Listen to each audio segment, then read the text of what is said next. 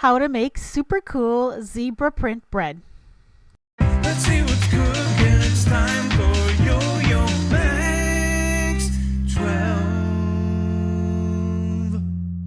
Hello everyone, starting off with 2 3/4 cups of all-purpose flour, 2 tablespoons plus 2 teaspoons of white sugar, 1 envelope or 2 1/4 teaspoons of instant yeast, half a teaspoon of salt, a cup of milk, and 1 1/2 tablespoons of melted butter.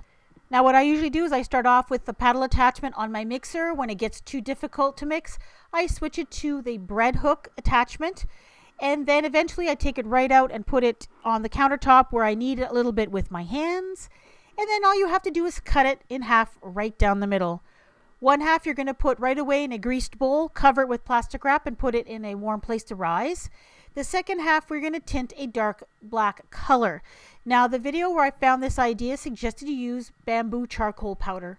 We don't have that here, so I used black paste food coloring. You add a few drops and then you knead it in until you get a nice uniform dark color. Then put it in a greased bowl, covered, and allow it to rise until doubled. There's the white piece risen until doubled. I flatten it out a little bit, and then you need to cut it into 6 pieces, more or less equal pieces. You don't have to weigh these out. And then the same thing with the black portion. Cut it up into 6 more or less equal pieces. And then here comes the loaf assembly. This one is super simple. Just take a piece, flatten it out with your hands until you get a rough oval shape that's about the length of your bread pan. And then take a black piece, flatten that out with your fingers, and then stack the black piece on top of the white piece.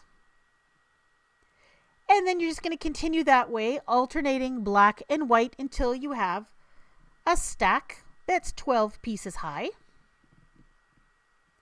Then take that stack, put it on its side, and then place it into the bread pan that's been greased. And as you can see, it doesn't fill the bread pan completely, but that's okay because you're going to cover this and you're going to allow it to rise for about an hour or so until it's doubled in size. Make sure you grease your plastic wrap because otherwise it'll stick like crazy. There it is. After about an hour or so, it's doubled in size. You're going to put this in a preheated oven, 350 degrees.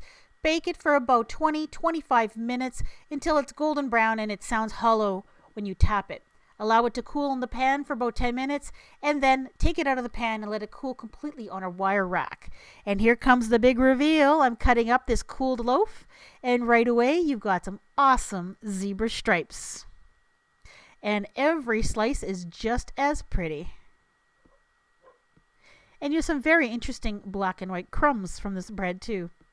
The bread itself has a really nice texture to it, nice and light, and it tastes just like regular white bread.